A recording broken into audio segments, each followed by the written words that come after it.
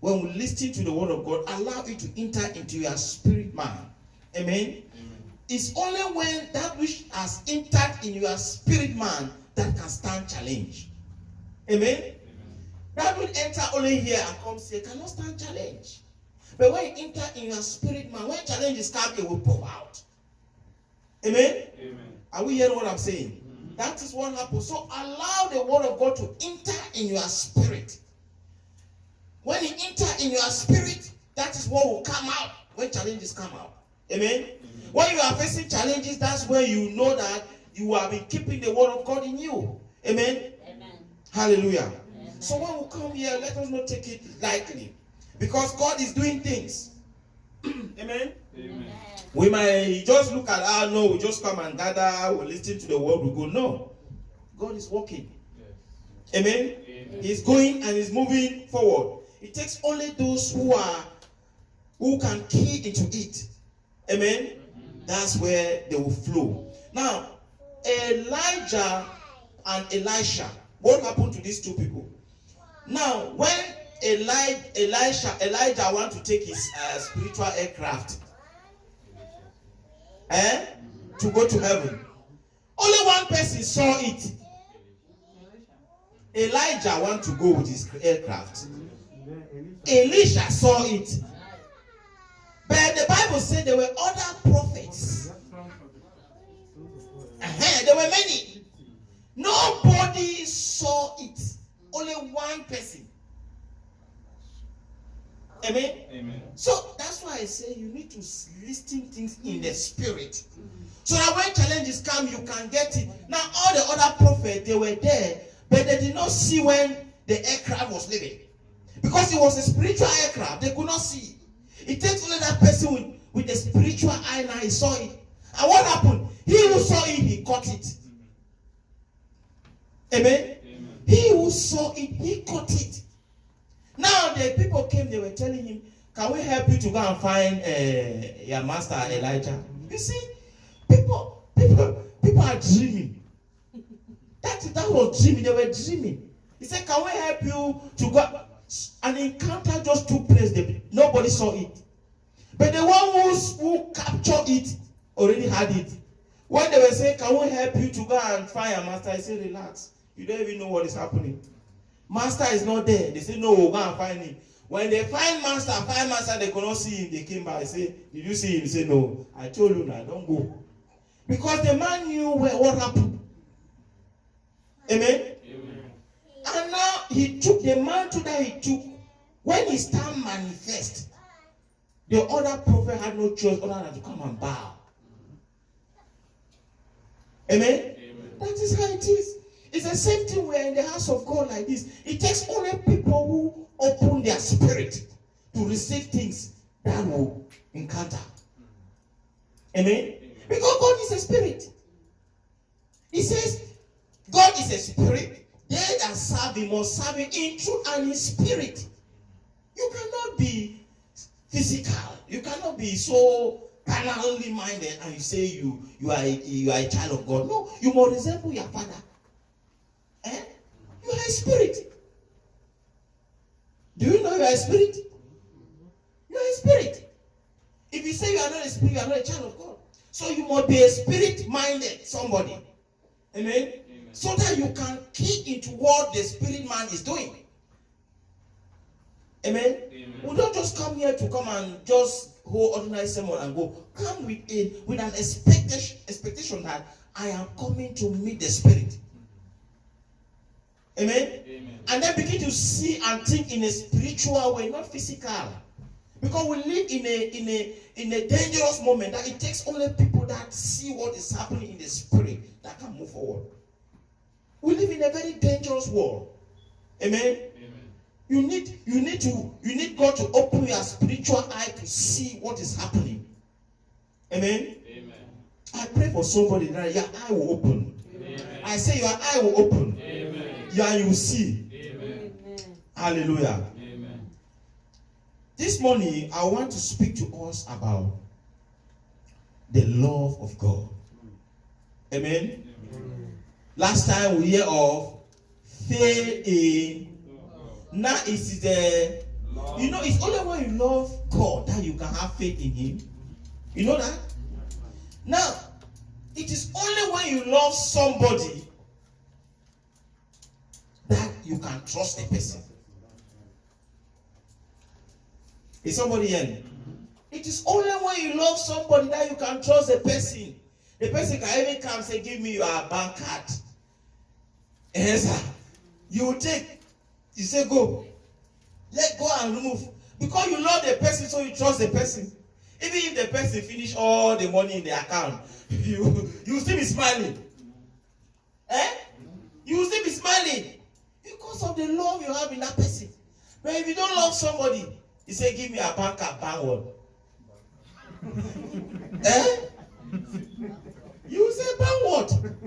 Because you don't love that person and you don't trust the person. You know that that person hold that bank card within the next 5 minutes, something will happen. Eh? That bank card can never be again. They say it will be divorced. So you say, hey, it's not there. Amen? So we need to fall in love with God, so that we will now start be trust in Him, putting our trust in Him. Amen? When you love somebody, you trust the person. And now, the only person that you can trust the person is either your wife or your husband. Amen? That is why Jesus did what? He said, because you know, God is too smart. Sometimes men think they are smarter than God. No. Jesus knows that, yes, they always ask the question, if God will free, how would you love God? How would you see how are we going to love God? I say, no, relax, don't worry. He now say, Christ is to the church as husband is to the wife. So is there anybody here who does not know what it means by relationship between husband and wife? Is there anybody here? Nobody now. Everybody knows. So now, why he did that illustration is to make sure that the simplest person will understand what it means by loving God. Amen. So there's no excuse for anybody to say, how are we going to love this God? If you can know how you can make a relationship with your friend or your partner, that's what God means. Amen. Loving your partner means that you are one people. You trust each other. You do things the same. Amen. When you see this one, you have seen the other one. And you don't do things without consulting the other one. Amen. In John 15, John chapter 14, verse 15, what did he say? He said, if you love me, do what? Keep my command. Let somebody read it right here. If you love me, keep my command or obey my command. John 14. 15. Yes, 14, 15. Go ahead, ma. If you love me, keep my commandments. It's simple. If you love me, keep my command. That's love. So love is a command. If you say you love me, then keep my commandment means that walk in agreement with the things that I have said. Walk in agreement with it. You cannot tell me that you love me and then you are walking against the commandment I give you. You don't love me now. Somebody you love, man, you can't do something that will make that person angry. There's no way. When you want to do something, say, let me first check. If you get this my person angry, I will not do it because I don't want the person to be angry. That's what you are thinking. Because of the love you have that person, you have for that person, you don't want that person to be angry. You want that everything should be going well. So you always make sure anything you want to do, you ask, I want to do this, so how do you think? When the person says, no, I don't like it, you say, no. Because you don't like it, I will not do it again. Why? Because you love the person. But if you don't love that person, whether the person like it or don't like it, it's your business. You just be doing and be going. You just do and go. You don't. Instead, look. For somebody who hates somebody, you are looking for that thing that the person hates. That's what you are doing. You are doing contrary to what the person, so that the person will become angry. Amen. So Jesus said, if you love me, keep my command. So if you are not keeping his command, what do you think you are doing? You hate him. Amen. You hate him. So you are doing things that will make him angry. Amen. And when he is angry,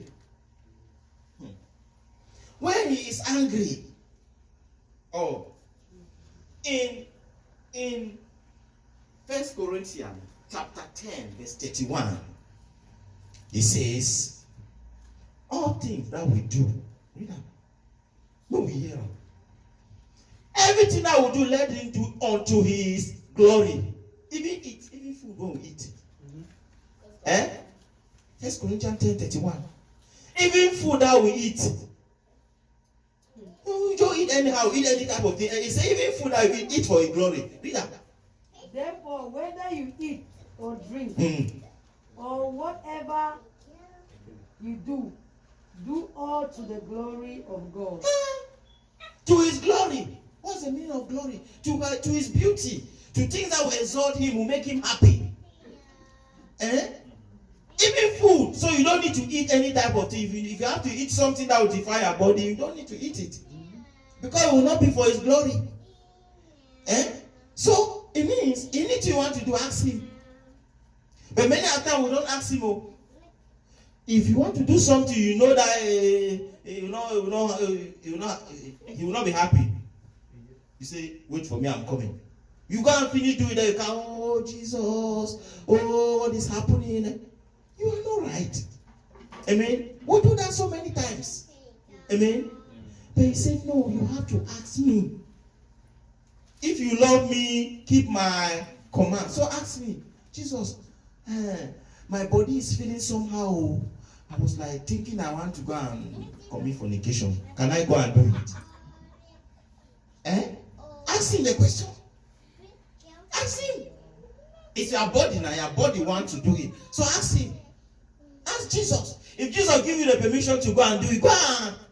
Of course, you know that Jesus will never give that permission. So you cannot ask. You will go now, you go and you can do all you want to do. Then you come back and say, oh Jesus, I love you. You love Jesus? No. You don't love Jesus. Amen? Amen.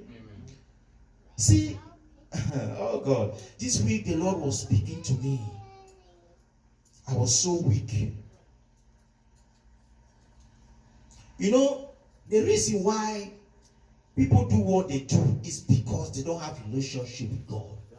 That's what the Spirit of the Lord was speaking to me this week. He said, no relationship. The church has no relationship with God. And then now, inside this week, the Lord began to remind me of what He spoke to me, I think 2017, that the church has divorced. I was weeping. That Sunday that He spoke to me that day, I can never forget. And that day I was ministering in a church. When I came in that church, I was sharing that thing. One woman was just entering, and she too was sharing the same revelation that she got last night. The whole church burst to tears. As I was just speaking, the woman was coming. Immediately I finished spoke, the woman too just get up there and was saying her own. He said the church has divorced. Of course, we all know what you mean by divorce. You know there are some people who are divorced but are still living in the same house. They are divorced. They will come out, oh, they make us see that. No. But they are divorced. So he said that's how the church is for today. That many people they are in the church, but they don't have any relationship with God. They have lost their relationship with God, but they are just there. Oh, they are doing things people are seeing and clapping them, appreciating them, saying it, but the relationship is not there. So, brethren, it is of no use for us to be in this business without a relationship with Him. It does not help us. Amen? It does not help us. Instead, to do that, better you live in the world. You enjoy the world. Amen? Because you see, you know, people in the world, they live more freely. If you are in here, and then you are not in relationship with God, you are living a life of bondage, a life in hiding. Amen? Because people in the world, they know that they identify with their father, right? They could do it. Oh, when we were in the world, we used to hold our girlfriends on the street. We are going around. Everybody will see. Know that these people, they are doing their things. Nobody's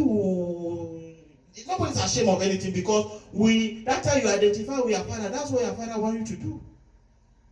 But if you are here in this place, it's different. God say no, you don't do it like that. Amen. So if you are now inside and then you are now want to do that style, definitely you will do it in the hiding, isn't it? You will do it in the hiding because you don't want people to see and say, you are doing. So now for you to enjoy it, now you will be hiding it. But that is slavery. I was so confused why the Lord was saying this to me. But he was trying to narrate to me the life that the church is living. Amen. And that is the reason why you see the hand of God is not moving, because he says he's looking for people to walk with. Amen. And then things is slowing. Things is slowing. So brethren, it is time. Now we are very few of us here. Amen. But let me tell you, when God wants to walk, he does not need crowd to walk. God might be looking for only one person. He just wants one person to make themselves available for him to walk. When God wants to deliver the children of Israel in Egypt, he needs a Moses. Only a Moses. And they were saved. God might want to deliver the America. He just needs only one. That person alone. That will stand. Say, God, this is me. And then the deliver come. And if nobody is showing up, things are delaying. Things are delaying, and then you and I will still be suffering. Because if it is not going well, you and I that in this place is suffering. Amen. So the reason why things are the way they are is because the right people are not at the right place for God to work. Amen. Are we hearing what is going on now? So this morning is speaking to our mind. This is the beginning of the year that we need to start with God. That God will show himself. Amen. You don't need, I'm saying that you don't need a crowd. Look at the revival that happened in Azusa Street. That until today, America is still talking, the world is still talking of that revival. No other revival has ever come that has beaten that one. Where did that revival started? Look at where it started. It started in a small college Bible student where the boys, they were somewhere studying. The revival started there. Then they shift from there now, from the school, because they were pursued by their teacher, their lecturer. So they left and go and gather in one small place. They started it there. Very few people. It is when the thing now start generating now, then they now move them to a bigger place. So you might be here in this place, and we are just here. No. God has a purpose for any garden. Amen? Amen. So brethren, my heart is so heavy this morning. We need to position ourselves because you don't know who God wants to use. Amen? Amen? So now very quickly, let's see what the Bible says about us and our relationship with him. John chapter 15 from verse 1.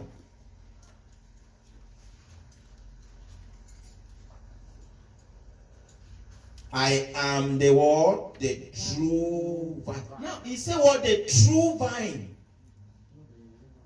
Now, when they say true, it means there are fake vines. If not, you will not see that word true. Is somebody hearing? I am the true vine. He did not say I am the vine. So it means there are so many vines. You need to know the true vine and focus on that true vine. If you are not on that true vine, then you are in trouble. Amen. He said, I am the true vine. And my word, my father is what? The husband. Husbandman. What's the meaning of husbandman? The owner. Are we okay? Yes. Husbandman means the own. So he is the true vine. And then the father is who? The owner of that vine. He's the owner. Vine dresser is the owner. You must be the owner to dress the vine. Eh? So he is the owner. Amen. He is the owner. So he is a true vine. It's only when you click with Jesus, then you can now go meet with the Father. Amen.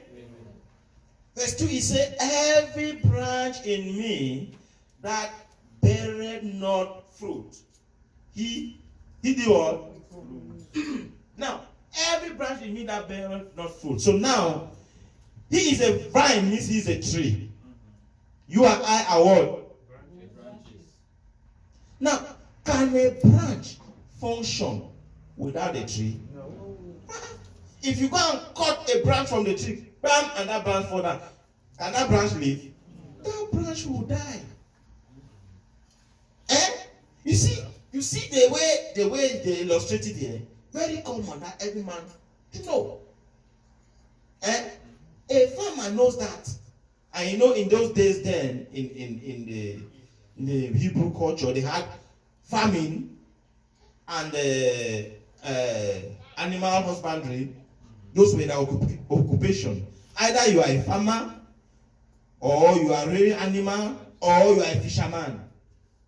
Those were the three professions they had, nothing else. So you see, they use a common term that everybody will understand. Amen. So you can't afford to cut off yourself from the tree. Amen. It means you are about to die. Amen. So we are the branches, so we must always make sure we have in connection with the tree so that we can live. Amen. And now you go further to say, if you are not bearing fruit, you will prune. Is that not what is happening? When the farmers go to the farm they will be pruning some dry sticks and remove them, right? They will be pruning them and remove them. Why are they doing that? They want to give way for those, because any tree that has dried, it cannot produce anymore. Amen. So now they remove them so that it will give way for those trees that are not yet dried. They are expecting them to do what? To bear fruit, to bring forth fruit. So they are removing those dry ones to give room for the fresh ones that they know that they must give fruit. That's what he's saying here, that if you are not bearing fruit, they will cut you down. Amen? Amen. So we can't afford to be in that position where they will cut us down. Amen? Amen. Hallelujah. Amen. So we are meant to bear fruit. He said every branch that does not bear fruit. So it means we were meant to bear fruit. Amen? Amen. Okay. Verse 3.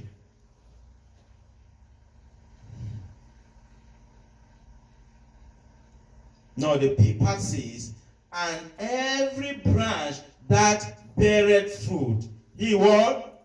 He pruned it. This is the part. This is the part now. Every branch that beareth fruit, he does what? That is where every Christian, they don't want to catch that one. When you start bearing fruit now, they want to prune you. Hey, so it's paining, they prune, it's paining. You cannot go further if you don't want them to prune you.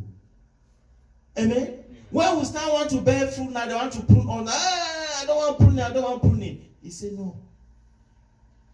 The reason why he's pruning you is want you to bear much. Is that not what he's saying? Yeah. He said the reason of their pruning is for you to bear much fruit. After he has cut off the dry branches and goes away, then he comes now that, okay, you who has remained, I want you to bear much fruit. So I will prune talks of your character. Amen? Pruning it talks of our character.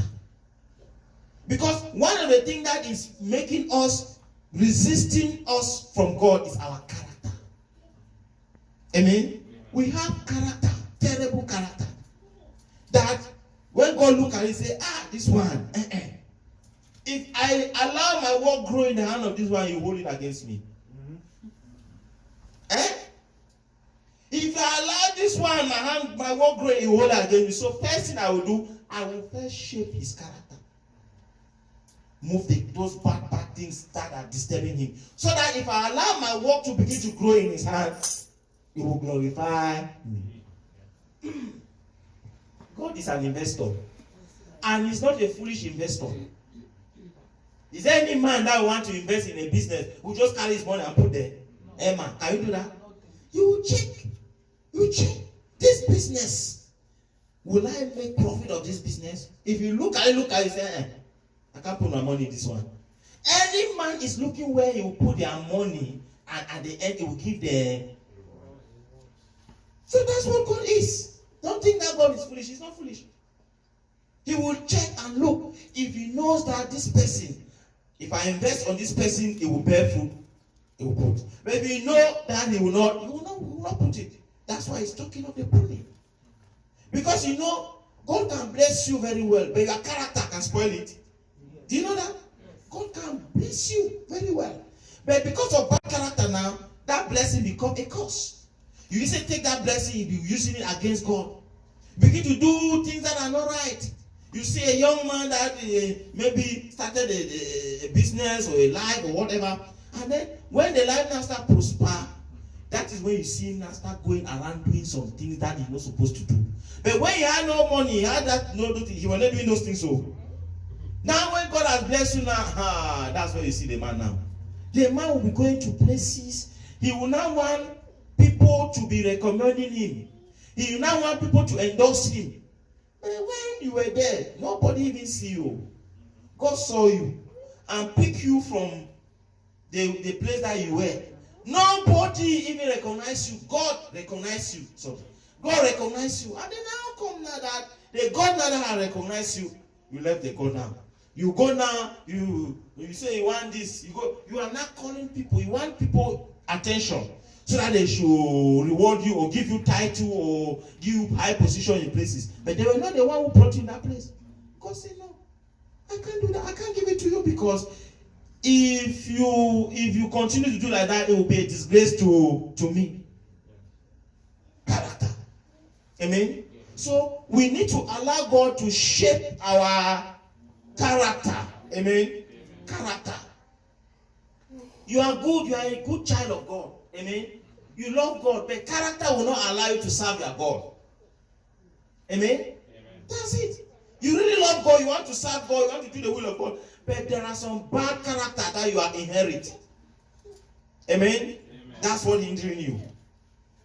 Amen. Amen. I pray God help us hear what is coming out here. Amen. Amen. Verse 3 says, now ye are cleansed through what? The word. The word that I have spoken to you. Have you been listening to the word of God? He said that is what will cleanse you. In other words, it is that word that will take away that bad character. Amen. It is that word that will take away that bad character. And let me tell you, the word of God cleans.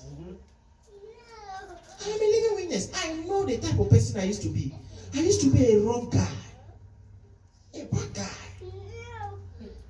Yeah. I can't tell you that. You know, it is only when you are not doing what you were doing that you can be proud to say it. Those who are still living in denial, they cannot say they are past. They cannot say they are past because they are afraid. They say, I can say it like that, they come and catch me there again. I will not say it. But when you know that you can never go back, God has delivered you from there, you can be proud to say it because you will never see me there. I used to be a terrible guy. A terrible guy. But today, I can be proud to say, God has shaped me. Amen. He has pruned me. Amen. And let me tell you, that pruning, not the pain. No. If branches were speaking, they will tell you how pain it is for you to take cutlass. I mean, if they were speaking, they will cry. You will hear. So when God is pruning a man, then you will hear the pain. It pains. You will cry. You will cry. And it takes only when you go through that pain, then you cannot say, God, this is me. Then God cannot say, yes, welcome my son. Can we start the business? So if God wants to invest in you, he will first prune you. prune you. When you must have finished, remove all those things. Say, okay, come up. Let's go for the business. Amen. That is what the children of God don't want to hear. Everything we want is, oh, good. Oh, God, I need your blessing. Oh, bless me, God, bless me, God. God says, I have the blessing. Now, when God says, thousands of cattle in the hill are for me. Does God eat cattle? Tell us now. God eat cattle? What do they use cattle for? They make hamburger. Does God eat hamburger? Does he eat? So if God says it's him who had it, it means it's for us. So you don't need to say, God give me. Because you already say I have them. So it is for us. So now if you allow him to prune you, time is coming where you don't need to ask. He will be the one person you say, take. Because he said, what am I doing with them here? Since this one has agreed to work with me, take it. He will be the one pumping to you. Until you say, God is too much. God say, nah, lie, I will give up. Yes, because if you say the earth is his own and everything thereof, why is he keeping it for? To who is he keeping it? Emma, anything that you inherit, now as you are this, who are you keeping the thing for? Is it not for your children? If you are about to pass out, you say, if this is time, let me hand over to my children. Amen? So God is keeping those things for his children, not for any person. But unfortunately, in this our day, because the Bible said the children of the world, they are becoming wiser than the children of God, they are now benefiting from those things. They are taking those things that it belongs to us. So I used to ask Christian, God, why? But God will always make you understand that I am not partial. God will live in a life of principle. Amen? Because people in the world, they have the understanding. They know the principle of giving. They give and they get. Amen? You know that giving, when you are giving, you are not doing any God, you are not doing God any favor. You know that? That giving ends here because you will get a reward, you will return it to you. So, giving, God has nothing to do with that. If you give, you are giving, and then the principle will apply it. And then you get it. Amen? That's why people in the world, when they give, they get it because they don't even know God. But they have the understanding of giving. They just give and they get. That's why they keep on giving, they get. They keep on giving, they get. They know that is a principle. They apply it. But you, a child of God, if you don't apply that principle and you expect it to work, you cannot work. You will now violate God's principle. Amen? So in anything there are principles that God has laid in place. Now the beneficiary of that principle are us. Amen? But if we now fail to apply the principle now, definitely we can't take it. And then somebody who is out there comes, he applies it, he gets it. And then you'll be angry and say, why is it so? Why is it so? Look at the world today. Look at the billionaires today. Check them out. You see that they don't even have anything to do with God. Amen? Well, God help us. Verse 4. Somebody read, please. I just pray that this thing is entering in our spirit, man, because it is only when you receive this that you will sit down and analyze yourself and check yourself and see that, God, where are we going? Amen? This message today is a self-examination message. Amen? It's for us to look ourselves in the mirror and settle our matter with God, not with man. Amen? With God, because there are some things that you are going through that you can't even share with somebody, but you can share it with God. Amen? Hallelujah. Verse 4. Verse 4. Abide in me, and I in you. As the branches cannot bear fruit of itself unless it abides in the vine. Neither can you unless you abide in me. Well, very clear. You cannot bear fruit or say, unless you abide with the vine. Simple. It's clear. You want to bear fruit?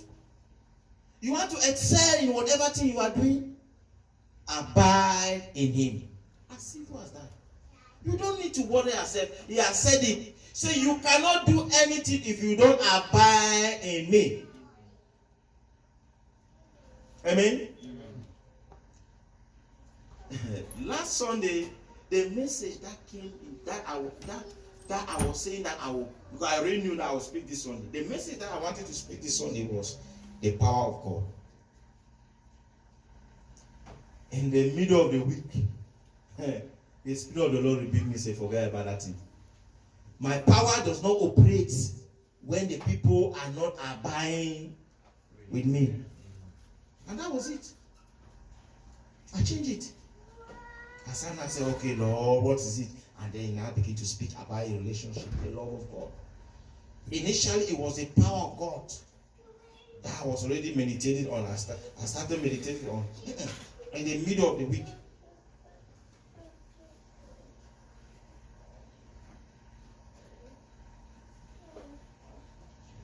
In the middle of the week, he said, no, it's my love first. He said, it's my love first that we need to learn loving him. When you love God, the power comes. You don't need to pray for power. When you love God, is power. I'm telling you, you don't need to, oh God, give me power, oh God, use me. No. Love, fall in love with God. Because he said, I'm looking for a man to use. Fall in love with God. Even though it's not easy. That's why so many are running away. They don't want to pay the price. But I'm telling you, if you fall in love with God, power is there. What does God do with power? God himself is power. So if you fall in love with him, you begin to rub with him. You are rubbing with power. You carry power. John chapter 1 verse 12. What does it say? He said, all that have received him, he has given them what? Power. Well, somebody read it. Yeah, that was how in the middle of the week the message changed. Initially it was the power. On Monday I just get up. I was meditating on that. No, in the middle of you everything changed. Say, no, not power, love. Verse 12 reads. Mm-hmm. But as many as received him, to them he gave the right to become children of God. Those who believe in his name. Mm-hmm. Yes, the right and power is the same. Do you know that power is by authority? It's authority. You cannot operate with power without an authority. The Pharisees, they asked Jesus that question. When Jesus was laying hands to people, they are getting healed, he is saying things that happen, they call him, they say, by which authority are you operating? You must have that authority, then you operate. If you don't have that authority, if you lie, shout, oh, make hand, oh, lay hand, if you lie, lay hand, lay food, nothing will happen. It will not happen. But when you have the authority, you just speak. Authority. A president sits in his palace and pass a decree. Does he need to go there and say anything? He sits in his palace and pass a decree. Everywhere is implemented. That is authority because he has that authority. That's how it happens in the spirit realm. When you have that authority, you speak, it happens. Even demons, when they see you coming, they say, power is coming. They shift. Amen? So that's why the Spirit of the Lord said to me, no, love. Let us learn love. When we learn to love God, to fall in relationship with God, we will be operating in power. Your word will carry power. That when you speak, you see things happen. When you appear, you speak, you see how things are shaking. Because you are not start operating in his power. Because of the love, the relationship you have with him, anything you say, he back it up. When you love somebody, anything, you back that person, or even at that person's mistake. Can you see, mama, somewhere somebody is messing with how you stay quiet? Even if it's your fault, you first try and fight. So you crazy. Even if you know that she is at the for you, why do you do that? Then you now say, okay, but you have first make sure you shake the place. You can't try this to me because you are touching the person. You can't. So when you are in love with somebody, you connect. Is it not that they say when two people, when they come together, they marry, after some years they resemble, they begin to behave the same, they begin to do the same. It's because they have come. They are laughing. Because they have been joined for a long time. They have become one. They are behaving the same. The man is behaving like the woman is behaving like the man, because they have been bound together for long. So they have become one. That's what he's saying in this scripture, that abide in me. Me too, I abide in you. So you don't need to seek for power. Seek for love. Amen? Seek for love. Love God. Love God means obey his command. Live by his command. Amen? And the rest will be done. Amen? Amen. I think our time is fast spent. Amen? Amen. They are already telling me that my time is gone. Amen? Amen. So I will not consume our time. Amen? So maybe is it next week? Next weekend? Okay. So maybe next week we will take from there. I don't know what will come forth. Whatever comes forth, we'll take it from there. Amen? Amen. But one thing we have learned today is what? The love of God. Please, let's love God. Amen? If we love God, everything that we need, we have it. I'm assuring you, that's the truth. God has never failed and he will never fail. Anything that you are desiring, just fall in love with God. You will not need to ask that thing again. You see the thing is coming. Fall in love with God. Change your mind. Renew your mind. Begin to think as God thinks. Begin to relate with God. We should not only look at the hand of God, let's look at the heart of God. Now, if you want to know that you are in relationship with God, right? Things that are happening begins to bother you. The evil things that happen around, it begins to bother you. Those are the signs. Because it bothers God. So you find yourself begin to carry the things that is bothering him, you too begin to feel it. And then you begin to get the body for it. Then you find yourself going in prayer. Praying, oh God, this thing must change. Oh God, this thing must change. That is when you know that you are in relationship with him. I know a man called John Knox in Scotland around the 15th century. The Queen Mary of Scotland then, she says, I fear the prayer of John Knox more than the entire ministry of Scotland. He said his prayer. So to her, if they say, if you need a special bodyguard, the entire ministry of Scotland and John Knox, which one you choose? You say, give me John Knox. Because John Knox was a man that when the queen in the palace passed a decree, John Knox will say that decree will not work. And he goes. He does not go, he goes on his knees. So God, you see that decree that they passed, it will not. The whole palace will be frustrated. They will do all things to implement that, then it will not work until you go and consult John Knox. That was where the queen made that statement.